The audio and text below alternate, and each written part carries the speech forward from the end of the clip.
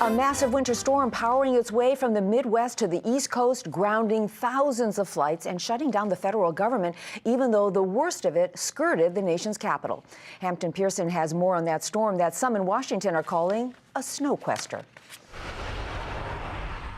In the Midwest, Winter Storm Saturn dumped more than a foot of snow, causing at least one fatality when the semi-truck slid into a river in Wisconsin.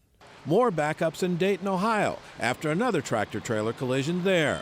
Meanwhile, major airports have seen nearly 4,100 flight cancellations in the last 2 days, with another 7,500 flights delayed. Chicago O'Hare and Reagan National in Washington the most heavily impacted.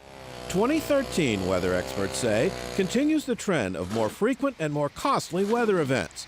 But businesses are incorporating more long-range forecasting to prepare for emergencies and anticipate customer demand. A lot of the major retailers are leveraging data like that and are factoring it in, but we're still sort of early days in the ability to really truly optimize against that kind of intelligence.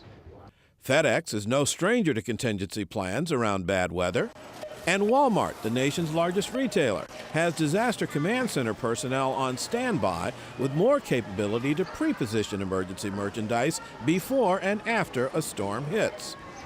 We're just 3 months into 2013, but it looks like retailers could be among the economic weather casualties. Experts say too many made plans based on last year's weather, which was unseasonably warm.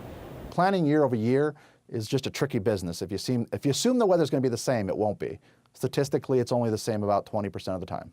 Sometimes just the threat of bad weather can cause massive disruptions. Here in Washington, the federal government ordered 375,000 workers to stay home.